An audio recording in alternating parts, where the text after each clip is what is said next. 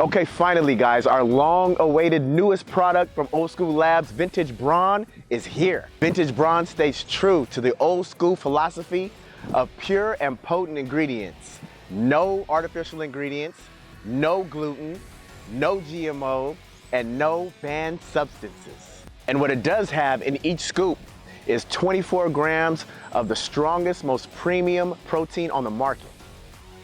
Eggs, milk, and beef fuel the golden era, just like Vintage Brawn will fuel you.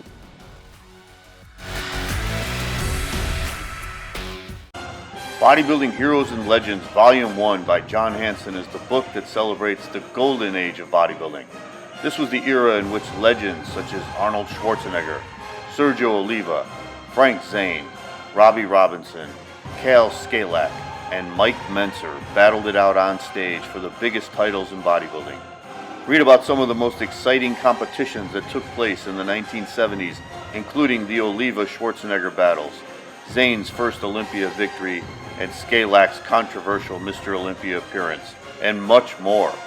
Filled with inspiring images of some of the greatest bodybuilders in the history of the sport, Bodybuilding Heroes and Legends Volume 1 is now available on Amazon.com, or email John directly at naturalolympia@gmail.com.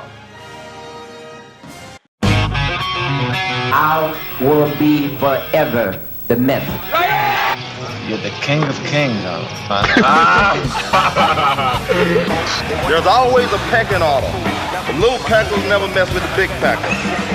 So I'm a rooster, and he's a chicken, so to speak.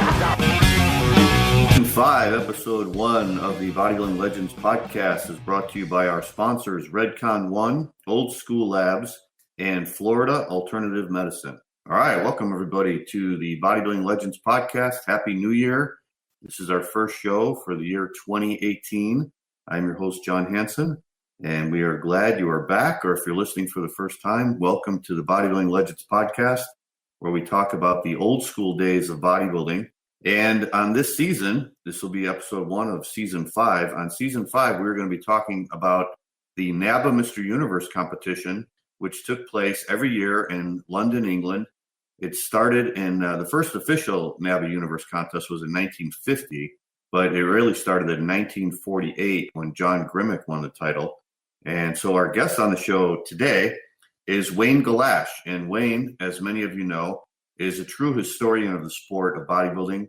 He started doing videotapes of the competitions back in 1970. In fact, he was at the 1970 NABBA Universe, and we're going to talk about that in our conversation today with Wayne.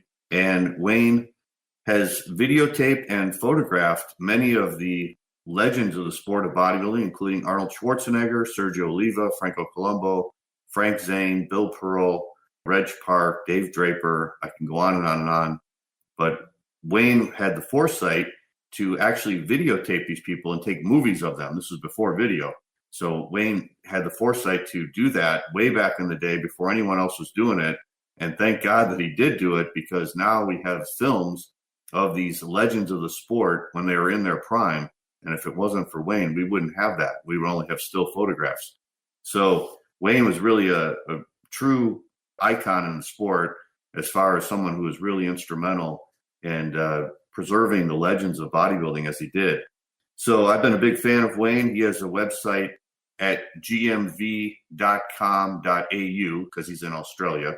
So I urge you guys to go to that website, gmv.com.au, and he has all of his DVDs, and now he has downloads. He started off actually doing Super 8mm films, and when I started buying some of Wayne's products, when I was like 20 years old, that's what he had available. And then, of course, he switched to videotapes, and then he went to DVDs, and now he has a download. So you can just download right from the site. But he has some of these old classic competitions. He has some videos and workouts with some of the great legends of the sport, as I mentioned. He did a lot with Mike Mentzer also. So go to his site, check it out. And Wayne is the perfect guy to talk about the NABBA Mr. Universe, because he was at every NABBA Mr. Universe from 1970 to 2008. So that's an incredible record. So we are going to talk today about the history of the NABBA Universe. But before we get to that, I want to mention our sponsors. We are brought to you again by Redcon One. So thank you to Aaron Singerman and Redcon One for sponsoring again another season of the Bodybuilding Legends podcast. And at Redcon One, everyone wants to be a champion. Everybody wants to be the best. But at Redcon One, they believe in working hard to achieve your goals. Whether you're killing it in the gym or running a 6-minute mile, Redcon One has something for those willing to put in the work. They have a premier clinically dosed pre-workout called Total War that is the perfect companion to your workout to give you that extra push to break through your mental and physical barriers. You can also fuel your body after those workouts with the revolutionary MRE. This is the only whole food complete meal replacement with protein coming from salmon, chicken, beef, and eggs, and carbs coming from sweet potatoes and oats. And it also contains 10 grams of fat from MCT oil. It is the best tasting complete meal you will ever have. So go to redcon1.com and try the very best that sports nutrition has to offer.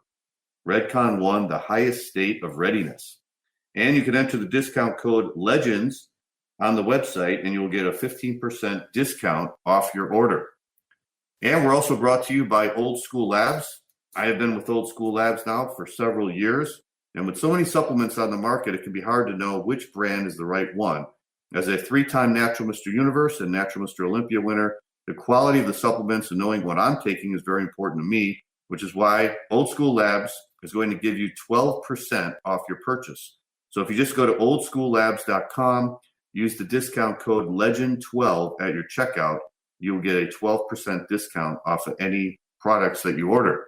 And they also have the brand new Vintage Brawn Protein, which contains protein coming from eggs, milk, and beef. So you want to check this out. I've been using this for the last month. It's a great tasting protein, and it's one of those whole food proteins where you're getting the protein sources from eggs, milk, and beef. So check that out at oldschoollabs.com. They are the sponsor of the new Classic Physique Olympia champion, Breon Ansley, who won the title in 2017, and Breon is getting ready for the Arnold Classic in 2018. To show that he is still the champ. They also have brought on recently Samir Bannout along with Sergio Oliva Jr. So we got a great team over at Old School Labs, so you want to check them out. All right, as I mentioned in our interview with Wayne Gallasch today, we are going to be talking about the NABBA Mr. Universe. So what Wayne and I did was we made up a list of all the winners of the competition, and of course the history of the NABBA Universe is so extensive, we weren't able to cover it all today. So we have part 1 of our interview with Wayne today. And we are going to talk about the NABBA Universe from when it first started in 1948 all the way up until 1970 when Arnold Schwarzenegger won his last NABBA Universe. So we'll talk about some of the previous winners who were legends, such as John Grimmick and Steve Reeves and Reg Park and Bill Pearl and Frank Zane. And, of course, Arnold, who won the title 4 times. He won the Amateur Mr. Universe in 1967. And then he went on to win the professional division of that title from 1968 through 1970. And that was before he went over to the IFBB. So before the IFBB started, the NABBA Universe was really the premier title in the world for all the top bodybuilders. And usually the Mr. America winner from the AAU Mr. America, this is, of course, before the MPC started, the AAU Mr. America winner of each year would usually go over to England and compete against the world's best. And they had winners from England, from America, from Japan, from India. I mean, the best of all the bodybuilders around the world would always compete at the NABBA Universe. So it's full of history. I think if you love the history of bodybuilding or you're wanting to learn more about the history of bodybuilding, you're going to love this conversation between me and Wayne Gallasch about every year of the NABBA Universe from 1948 and 1950 all the way up till 1970. So we're going to cover over 20 years of competitions in our interview with Wayne today. All right, and I said, Happy New Year to everybody. This is the brand new year. We started the Bodybuilding Legends podcast probably about 6 months ago. So we've had some great interviews, and we look forward to having you guys around as listeners for 2018. We hope to get a lot more great seasons and a lot of great interviews and a lot more great guests on the show. For this season of season 5, where we're talking about the NABBA Mr. Universe, I am planning on talking to Jim Hayslop. And Jim, of course, was the 1968 AAU Mr. America winner, but he did compete in the NABBA Universe in 1969. In fact, that was Jim's last contest. And many people are wondering why Jim quit so quickly, because he had the potential to go all the way, maybe even be a Mr. Olympia winner, because he had everything. He had the proportions, he had the size, he had the structure, good-looking guy. So we're going to hopefully talk to Jim at his home out here in Tampa, Florida, probably within the next week. And I also hope to talk to John Citroni, who was another great competitor from the 1960s. He competed against Arnold a few times when Arnold won the NABBA Universe. So John still looks fantastic today, and he's competed for many, many years, well into his master's years. So hopefully we can talk to John soon, and we could get his interview on. And there's a few more people I want to talk to, so I'm trying to get those on board. And hopefully Peter McGuff can join us again, because I know Peter was, being from England himself, he was at quite a few of those NABBA Universe competitions. We do have a interview with Eddie Robinson up, if you've seen that on our YouTube channel or on bodybuildinglegendshow.com. That's part one of our video interview with Eddie. And I've got some great clips on there from the 1986 Junior Nationals that Eddie won over Sean Ray. And then in the overall pose down, he beat out Dean Caputo from the heavyweights and Shane DeMora from the middleweights. And Johnny Morant was also in that contest. So it was really a great contest stacked with a lot of great competitors. Sean Ray at the time was only 20 years old, and Eddie was only 21. And Eddie won the overall Junior Nationals at only 21 years old. I think he had like 21-inch arms at that show. He was just an amazing phenomenon at that young of an age, and you could tell this guy was going to definitely be a pro one day. So check that out. That's on bodybuildinglegendshow.com. And if you're on the website, be sure to sign up for our email list, as I will be sending out emails every week to let you know what's going on with the podcast and what's going on with the website. So you definitely want to be on our mailing list for that. If you're on our YouTube channel, make sure you make comments on each video so we can know if you like it or if you don't like it. And so we've got part two coming up of the Eddie Robinson interview, probably in another week or two in January. And then we'll talk about Eddie winning the 1989 USA Championships and also his career as a pro and his time with the WBF organization, as well as his relationship with Vince McMahon and Joe Weider. So that's going to be another great interview. I also want to mention coming up in 2018, I was lucky enough to be invited to a conference that is going to be taking place in Colorado Springs, Colorado on the weekend of March 2nd through the 4th, which is also the weekend of the Arnold, so I won't be at the Arnold, unfortunately.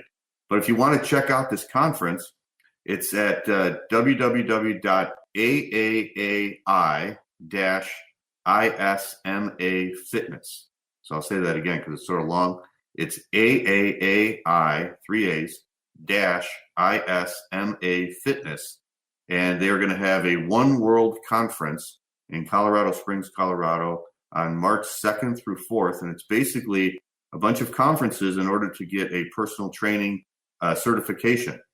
So it's a fitness certification program, and you can check that out at that website. And I will be giving 3 seminars that weekend about natural bodybuilding. So if you are in the area or you want to go check that out, it's supposed to be an absolutely beautiful hotel out in Colorado Springs, Colorado. And I will be out there the first weekend of March.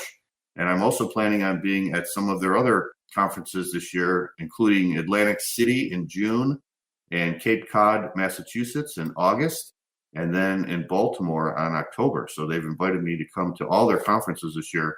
So check that out. It's again at the website is AAAI-ISMAfitness.com. All right. And thanks again to people who have bought my book for the holidays. We had a lot of sales of my book, Bodybuilding Heroes and Legends, Volume 1, and also my new training book, the MP6 Workout. And the sales on Amazon really went up toward the end of the month in December. So a lot of people must have been buying them as Christmas gifts. So thanks to all of you who purchased it. And as I said before, I do have some autographed copies at home. So if you want to purchase one from me directly, just go to naturalolympia@gmail.com and email me, and I will send one of those out to you. All right. I also want to mention that we are brought to you by Florida Alternative Medicine.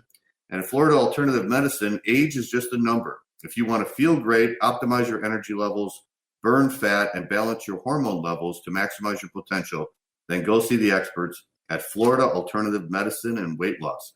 They have a certified and knowledgeable staff that will work with you to achieve your goals and get you the results you've been looking for.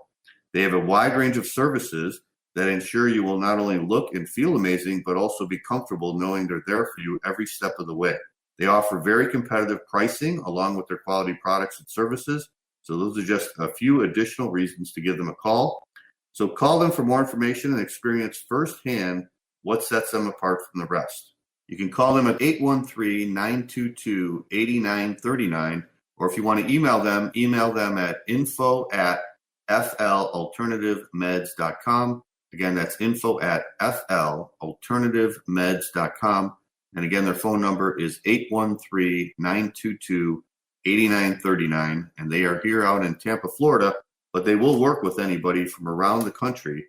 And if you call them or email them, mention our show and use the promotion code LEGEND, and you'll get a free consultation along with 20% off of any package. So be sure to give them a call and check them out.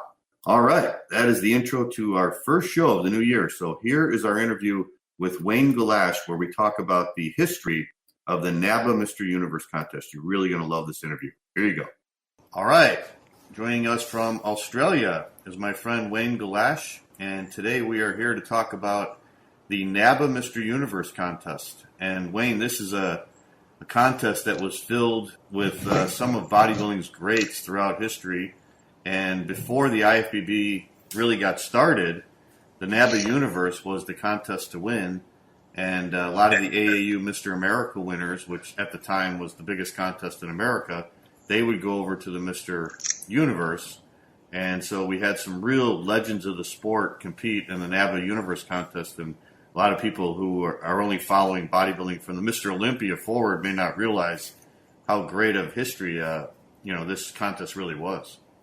Yes, this used to be the greatest contest in the world, particularly up until, I would say, into the 70s, up until the time when Frank Zane and Arnold won this contest.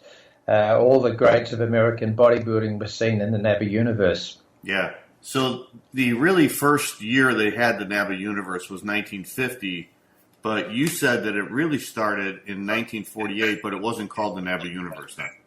That's correct. They decided to put on a universe to coincide with the Olympic Games being held in London in 1948. And there was a health and strength league, and that organisation organised the contest, and they just did it as a one-only contest. So that took place in 1948, and John Gremick defeated Steve Reeves for the title. Wow. Then the next year, nothing happened because they had no special reason to run a Mr. Universe. And then in 1950, NABBA was formed, and from then on they staged a NABBA Universe every year. So in 1948, they had the Mr. Universe because of the Olympic Games were in London. Yes, that was the reason they decided to hold a Mr. Universe contest. So it was the first Universe contest in the United Kingdom. I believe there might have been one in USA prior to that, so I don't think they can claim it was the first ever Mr. Universe contest. So Steve Reeves in that first contest, he was only like 22 years old, I think, and when John Gremick beat him. Wasn't that sort of a controversial contest because Steve had more of a classic type wide shoulders, smaller waist, where Gremick was more thickly built and more, I guess, blocky, you could call it. Yes, you could say that. Gremick was the legend. Steve Reeves was the new boy, the up-and-coming champion.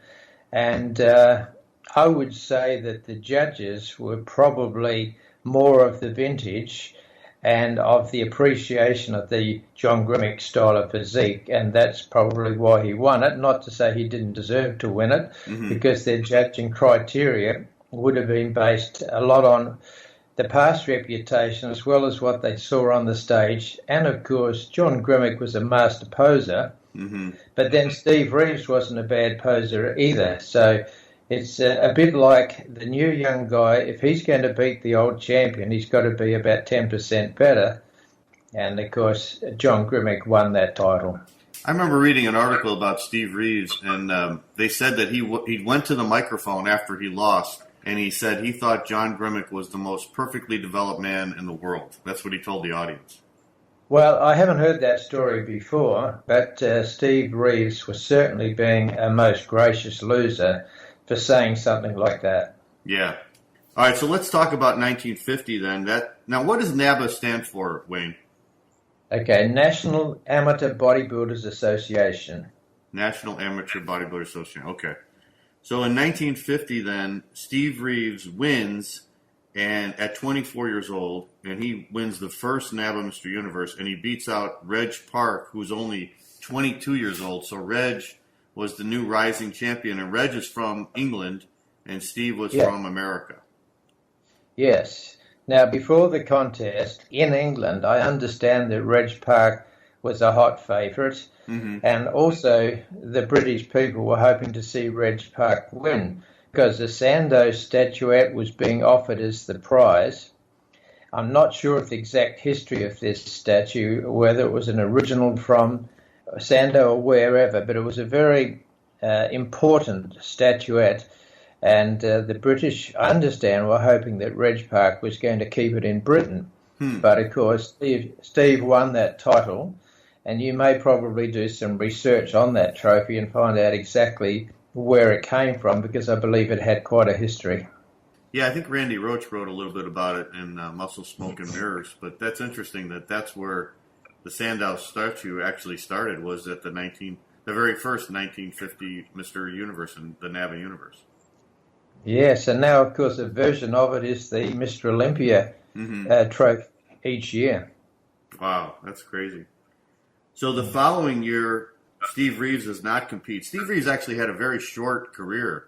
I mean, for as famous a bodybuilder and a legend that he is, I think it was mostly from the Hercules movies, right? Yes, I would say that after his NABBA Universe victory, he decided that he could probably do better in life by pursuing other interests and making the most of his enormous potential, well, as both an actor and as a star, because he had star qualities, and I'm sure people told him that, and that's why he went off in a direction which took him into the movies. Yeah, it's amazing when you think that he quit bodybuilding at 24 years old. That's crazy. Yes, we wonder what he might have achieved if he'd kept going the way Arnold kept going. Yeah, I remember when Joe Weider started the Mr. Olympia, he said one of the reasons he was starting the Mr. Olympia was for all the Mr. Universe winners who really had nowhere else to go after they won the Mr. Universe. Yeah. So in 51, then, Reg Park comes back and he wins his first Mr. Universe at only 23 years old. And you said there was no American competitors that year, right? According to the results, I see no Americans listed in 1951. And the tradition hadn't really got going with Americans coming to the universe until a few years later, and it looks to me like that really got going in 1953 when Bill Burr won the amateur universe. That seems to be the next major competitor from America, from USA. One thing I noticed about that show in 51, Wayne, was there was 43 competitors in that contest. So it was a huge contest. In those days, that was a pretty good turnout of competitors. Yes, it was. Okay, so now we go into 1952, and the amateur winner was Mohammed Nassar from Egypt, and the pro winner... Now, was this the first year they had an amateur and a pro? Yes, that would be correct, because looking at my notes, 1952 was the first pro universe, and they must have had some good reason for starting this second competition, and maybe some of the amateur competitors weren't happy at people that were entering, so they decided to make it two divisions, amateur and pro. And what's interesting is they really didn't have any money, right, for the pros. It was just a title. It was a prestige title, in my opinion. You didn't go in the pro universe to win money. And in fact, it's only started to have a proper reward in more recent years. Yeah. So the winner of the pro that year was Juan Ferrero from Spain. Yes. Who I've never He's probably little known in USA, but he was known as a master poser. Oh, okay. And he had a very symmetrical physique. So the following year in 53, that was notable because Bill Pearl, who won the Mr. America that year, he goes over to London and he wins his first Mr. Universe. And, of course, Bill Pearl became a legendary bodybuilder. You could say Bill Pearl burst on the scene in 1953 because that gave him maximum exposure because he won an international title. And you know what was interesting in that contest? I was looking at the results. Sean Connery, James Bond, that was the contest he was in. He competed in the NABBA Universe. He took like 6th or 7th place, I think. That's right, yes. He had what I would class as today a good average physique, but not good enough to really stand out in those days because I would say he hadn't specialised in bodybuilding long enough to make a bigger mark. Yeah, but he went on to bigger and better things. He certainly did, and he did pretty well financially too. Right. And the pro winner that year was Arnold Dyson from England? Yes, he was a big chap, big bone guy, wide, broad shoulders. Again, probably not really known in USA, but he was something of a local hero in England. Okay. So the following year, Enrico Tomas, was he from the USA? He won the amateur. Yes, he was from USA. I've got a feeling he lived in the New York area. That's my memory. This is, of course, well before my time, but I certainly remember seeing photographs of him, and he had a very refined physique. He looked like that shape and condition were his strong points. He wasn't a giant, so he was the winner in 54. And interestingly, there was a short class winner from USA called John Leonard. And I must apologise to John that I'm afraid I had never heard of him before. One thing I also want to mention about 53, before we move on, Jules Bacon, who was the 1943 Mr. America winner, he was second in the pro. And John Isaacs, who I believe was Reg Park's brother-in-law, correct? That's correct, yes, that's right. He won the short class that year. So John Isaacs, when I was going through my notes here, he competed in the NABBA Universe many, many times. Yeah, he had a very powerful physique, and he was always right up around about the top position. Maybe he wasn't always a winner, but he was certainly well known and much loved as a great physique. And when I started bodybuilding in the late 70s, Wayne, I remember seeing pictures of John Isaac. He was still competing, and he was much older, and he still looked really good, even as a Masters competitor, or an older competitor, I should say. Yes, yeah, he had a good, strong career. And then in 54, when Enrico Tomas won the amateur, I also noticed Dennis Stallard, who became a big figurehead with the IFBB in the 1970s. In fact, he was the guy on stage directing Arnold how to pose in the movie Pumping Iron. He was in that contest. He only took 7th place, but it was interesting to note that Dennis Stallard was a former competitive bodybuilder. Yes, that's right. He was a Welshman, and he held the position, I believe, of NABBA president in Wales, or he was certainly a top official in Wales, and I remember him for a number of years. And in fact, I even met him in Wales in 1970. And he was a very friendly guy, very knowledgeable, had his heart in the right place. And I had a feeling that he was also involved at the 1980 Olympia. Okay, I think you might be right. And the pro that year in 54, it was Jim Park, is that correct? Yes, Jim Park from USA. He had a build which I would put in a similar style to that of Frank Zane. He was shape and style, and he was not massive. He was just a very nice physique, probably what you'd call a classic physique today. And he won the AAU Mr. America a couple of years before that in 1952. Yes, he got a good double there with the America and the Pro Universe. Yeah. I noticed some of these earlier contests, it seemed like later on, the Mr. America winner would go right over to London and compete. But in some of the earlier contests, sometimes they would wait 2 years or 4 years later, and then they would go to the Mr. Universe. Yes, that's a good way to put it. Traditionally, I seem to recall most times the current AAU America winner would do the Universe pretty much straight away. Right. But sometimes they did wait a year or two. Maybe they just wanted to get a bit more size, I'm guessing. But quite often they did it the same year or within 12 to whatever months, a short period after their Mr. America victory. Yeah, I also noticed, like looking at the careers of Bill Pearl and Reg Park, it was interesting because they would win the Mr. Universe, and then they would take like sometimes 4 or 5 years off, come back, win it again, and then come back and win it again another 4 or 5 years later. So it wasn't like they didn't feel like the need to compete every year. They would just compete whenever I guess they felt like it. That's a good way to put it. I think that what they did, they had other priorities in the in between years, whether it was business or whether it was to do with their physique, with their style of training. Perhaps they wanted to really work on something. So it's a very good point you make, because when you get up to the Arnold era, he did it every year. Yeah. From when he started his run, he was runner-up to Chester Yorton, and then he continued on each year through to 1970. So that was maybe a little bit unusual when you talk about the other winners who won it more than once. Mm-hmm. And then when you get to the modern time, you had Eddie Earlwood, and he won, I think it was 5 in a row. And again, that was a little bit unusual because that sort of thing is not happening today. Yeah, I remember Bill Pearl speaking, I remember reading his autobiography, and he said that he was more concerned with running his gym business. And he would win, every time he won a Mr. Universe, he would use that to promote his gym business. So I think he was thinking more of the gym business and his livelihood than he was of winning the titles.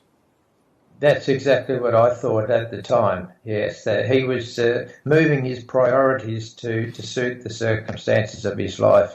And I think Arnold was probably one of the first bodybuilders to look at it as more of a sportsman, like a Muhammad Ali, where he wanted to be an established champion and wanted to win every year and show everybody that he was the best, Yes, that's exactly what he wanted to do.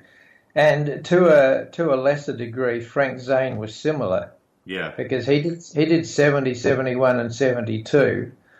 And in that period, he got 2 overall titles of amateur and professional. So he put in quite a solid period of time there when he was at his peak in his NABBA career.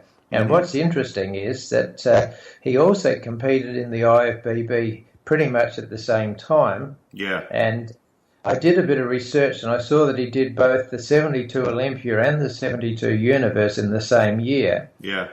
But I suspect that the Olympia may have come before the Universe, and if it had been the other way around, who knows if he'd been allowed to go in the Olympia that year. So there's just a thought to ponder. All right, let's go to 1955, and Mickey Hargitay, who went on to become famous because he married Jane Mansfield, he won the amateur Mr. Universe that year. That's correct, yes. I've actually seen that trophy at his house when I went to his house in 2000, the year 2000. I went to his house, and over 2 periods I recorded his life story on video. And so far nobody has seen any of it. I've just been trying to work out the best way to actually present it. But at his home, he said to me, "You can film and photograph in any room." And I spotted his trophy. And this was really interesting. The actual nameplate with the year of the Universe victory had been removed from the trophy, and he said that somebody had actually stolen it when visiting his house. Oh, wow. What a shame. And a pretty low thing to do. And it hadn't been replaced at that time when I saw the trophy. So that was a little bit of history, because I think that would be the first and only old trophy of the Universe I've ever seen. Wow. So that was very special when I saw that in the year 2000. And then, of course, Mickey passed away a few years ago. Yeah. And his daughter is an actress, and she's on Law & Order. That's right, yes. I never got to meet her, but I met Mickey's sons and, of course, his wife, Ellen. Yeah. So in the tall class that year, Dick Dubois, if I'm pronouncing that right, from the USA, he was in second place. Yes, that must have been quite a battle, because Dick was a very outstanding physique, and so was Mickey. So I wondered just how close that was with the judging. I've, of course, not seen the judging sheets for that class. I think they've been lost a long time ago. But I bet that was quite a tight and maybe even a contentious victory at the time. Mm-hmm. Did Mickey win the AAU Mr. America also? I'm not too sure on that. I really don't know. Okay. Well, he also was famous because Arnold played him in that movie about Jane Mansfield where Lonnie Anderson played his wife. Yeah. Yeah, that's a great movie. I've watched that a number of times. Right. Okay, and the pro winner that year in 55 was Leo Robert, and he was from Canada. I remember seeing pictures of Leo. He had the mustache and sort of a shorter, stockier bodybuilder. That's right, yeah. He had a different shape. More of a modern-day shape, I would call it, in many ways. He was not the lean type. He was just more the Herculean type of physique. Right. Yeah, I imagine back then in the 50s, they weren't really going for definition as much as just proportion and size, right? Yeah, that's exactly right. Yes. And then Clarence Ross was the tall class winner in the pro that year. Yes, so apparently that means Leo Robert beat him in the overall. Right. And I can only imagine that probably Leo Robert got it on condition. I'm just sort of guessing this because it's very hard to compare when you're not there and you're only looking at photographs. But I would think that condition probably got Leo Robert the overall place over Clarence Ross. Now, Clarence was very famous during his time. He won the Mr. America in 1945, so that was 10 years earlier. And he won the 1948 Mr. USA, which back then, the Mr. USA, I remember, was one of the top titles, almost like on par with the Mr. America. Yeah. Yes, Clarence Ross had a huge reputation and a wonderful winning physique. So all I can say is Leo Robert must have been right at the top of his game on that day. Yeah, and I'm wondering if Clarence was really at his best, if that was 10 years after he won the Mr. America. Yeah. Yes, you have to consider that maybe he was a little bit past his best at that time. Right. All right, so we move on to the next year, which was 56, and the amateur winner was Ray Shafer, also from the USA. Yes. I wonder how many people in USA know much about him, because he was quite a legend in his day. He was an amazing physique. Yeah, he won the Mr. America that year. He was one of the guys that he won the America, and then he went right over to London to compete in the Universe, and then he won the overall at the Universe. That's right. Yes, I remember reading he was quite a sensation in England. But the rather sad thing is that today now on social media, you would never even hear his name. Am I correct? Yeah. I mean, I know a lot, some of the Mr. America winners, but I really don't know much about Ray Shafer. Yes, I'd love to know more about him, what happened with his career, what happened with his life after his victory in the Universe, but these are the things we don't really know today, because if it wasn't in the magazines at the time, we have no way of knowing what happened to them. Yeah. Now, in your notes here, Wayne, you said that Wally Emery was in 5th place in the medium class. Yeah, he was another USA competitor. But I must admit that I can't ever remember reading anything much about him or even seeing a photograph of him. And I dare say you're not familiar with him either. No. So at least we've given him a little bit of a mention, which he deserves, because any placing in a NABBA Universe is something to be proud of. Yeah. So the pro winner that year was Jack Dellinger, and he beat out Bill Pearl, who won the tall class. So they're splitting up the pro division into short class and tall class. So Jack Dellinger was a great bodybuilder because he ended up beating Bill Pearl for the overall title for the pro division. Yes, I would say that would have been one of the few times that Bill Pearl was beaten in his career. Yeah, definitely. And I heard it said that after that defeat, Bill Pearl vowed to come back bigger and better and to take the title next time. Wow. And that's exactly what he did. And I also noticed John Isaacs again was in that contest, and he was second in the pro division in his class, in the short class. Yes, you'd have to say that year had a fantastic standard, didn't it? Yeah, definitely.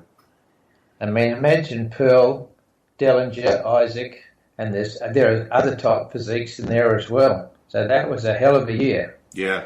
And Bill Pearl, it should be mentioned, was only, I think, 26 years old at the time. So he already was developing quite a reputation for himself only in his 20s.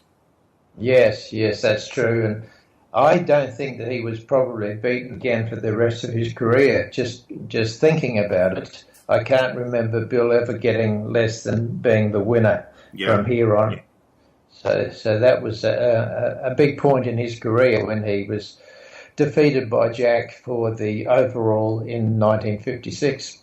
And Jack Dellinger was, I believe, Mr. America in 1949. So, 7 years later, and he was still at the top of his game. Yeah, he had a good career, and I had an idea that he came from the Oakland or San Francisco area. Yeah, I remember him, I think, training with Steve Reeves, I believe. They were like good friends. That's right, yeah. Okay, so in 1957, John Lees, who I'm not familiar with, from Britain, he won the overall Mr. Universe that year.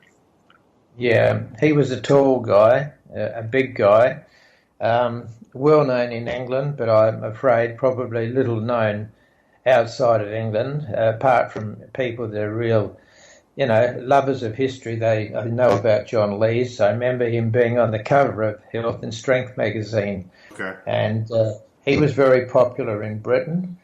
And then the Frenchman, Arthur Robin, won the Pro Universe that year. And again, I remember lots of good pictures of him, but I doubt he got much publicity in USA. Okay, so we go to 58, and Earl Clark was the winner that year in the amateur. Correct, yes. He was a shorter guy, had a stocky sort of physique, sort of a Herculean type of physique. Okay. I'm not sure what he won in USA, so have you got any of his background? No, I don't. And while you're just looking that up, of course, 1958 was a very good year for Reg Park. And so he had returned to the universe and had a very good victory in the professional class. Right. Yeah, I don't see much about Earl. Oh, He won Mr. California, but he didn't win the America or anything. So that's very interesting. So he obviously peaked for the NABBA universe, and that was probably the highlight of his career. Right. So Reg Park wins the pro division that year in 1958 at 30 years old. Yes, because by this time it's now 7 years after he won his amateur overall title. Right. Of 1951, and here he is now winning the pro. And I'm just trying to think if he did compete in any of those in-between years, but I don't think he did. No, he didn't. Because he certainly would have been a winner if he had, I'm sure of that. Right. So he was probably building his career and doing other things in those years. Yeah, he owned a string of gymnasiums, correct? That's in England, correct. And then he moved to South Africa. That's right. I saw a recent reprint of an interview that I think Robert Nolan did with him, and Robert asked him, how many gyms do you own? And he said, I've sold them all. Wow, okay. So he didn't actually say how many he had owned, but I heard it was a string of gyms, and of course he used to live in Johannesburg, South Africa. Exactly. I remember reading Arnold's biography, and when he visited Reg Park after Arnold won the universe the first time, he said that he owned a string of gymnasiums. He lived in a huge house, and Arnold really admired that about him. Well, just a quick aside, I was in Johannesburg this year, and I was going to try and find Reg Park's house to see if I could see it from the road to get a photograph of it. Mm-hmm. But I ran out of time, and I didn't really have anybody who could tell me what the address used to be, so it needed more research and planning, so I didn't get to see Reg Park's house. Reg's wife, Marion, passed away also, right, Wayne? Yes, that's right. She lived longer than he did. He unfortunately passed away. I believe it was from the results of melanoma. Right. And I also want to mention that year in 58, John Isaacs again was the short class winner in the pro division. Yes, he was consistent. So we go to 1959 now, and Len Sell was the winner from England in the amateur division. Yes. Lancel was a shorter physique, extremely symmetrical. He was one of the bodybuilders that I looked up to when I first started competing. Okay. And but I remember he got the double. He won the amateur universe, and then I think it was a year or so later, I believe he won the pro universe. And he was a gym owner. I'm just looking here. And I'm sure he won another Universe title. And he was very popular again with the British fans, and but probably little known outside of UK. But he certainly had a wonderful physique. I seem to recall he had a gym in London. That's where he lived. Okay. So he was very central, and all of the Universe contests in those years were held in London. Yeah. And Earl Menard, who also went on to have quite a good career in the IFBB, he won first place in the tall class that year. Well, that was a very good effort too, because the tall class was traditionally always very tough. Yeah. And one thing I noticed also looking at the list of competitors was Pierre Vandenstein from Belgium, who also went on to have a great career in the IFBB. He was third place in the short class. And when I think of Vandenstein, I always think of amazing abdominal development. Yeah, he was one of the first guys that had that really rock-hard condition back when not too many people had that. Yeah, he did. He had the six-pack or the eight-pack, whatever, but he had an incredible physique, rock-hard, and fantastic abs. And Bruce Randall won the pro division that year, Wayne. Yes, and I understand that he dropped a huge amount of weight to get into his top condition. It was some massive amount that he trimmed down, and he looked absolutely outstanding. And I remember he had great legs. Yeah, and a good vacuum. I remember he had a good vacuum. Yeah, that's right. Yeah, he had a huge rib cage and a great vacuum. And in fact, he had all the body parts were pretty good. Yeah, I'll never forget reading that story about him, how he was so big and fat. I mean, he was really fat, and he lost all that weight and won the Mr. Universe. Yeah, he was. He lost like hundreds of pounds. And also what was interesting about 1959 was that was the first year that the IFBB held their Mr. Universe. I believe Eddie Sylvester won that. Interesting. Yeah. So it's interesting to note that, almost 10 years at the NABBA Universe, when they first started, the IFBB really wasn't around. So it was really only the AAU in America and then the NABBA Universe over in London. Yes, they were the two big contests. They were the ones that everybody wanted to go in and they wanted to win. All right, so now we go into the 1960s, and Henry Downs, also from England, was the winner of the Mr. Universe that year. Yeah, he was a tall guy from memory, a big guy, and very good physique. And again, he was a hero in England. Henry Downs, people used to talk about him in awe. So he was a wonderful physique, and it's good that we can be talking about him today. The Mr. America winner that year was Lloyd Larile, also known as Red Larile, and he was a big influence on Boyer Coe's career.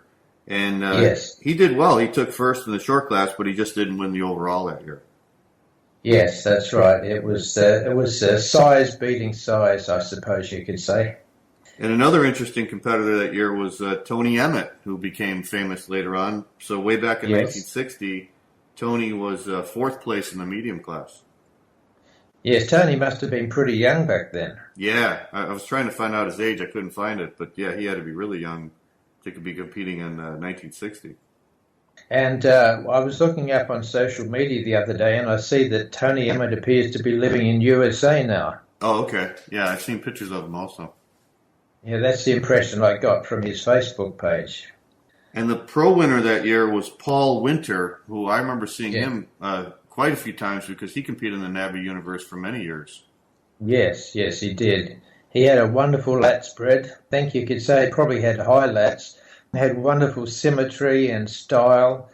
Good-looking guy. Mm-hmm. Got a feel he was also had parts in a few Hercules movies as well. Oh, really?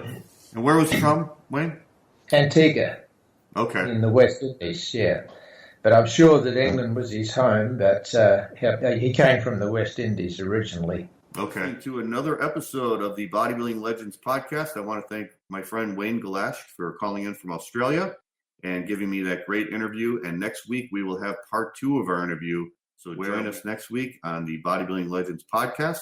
I want to thank our sponsors, Redcon 1, Old School Labs, and Florida Alternative Medicine for sponsoring this episode of the Bodybuilding Legends podcast. Happy New Year again, everybody, and we will see you next week. Take care.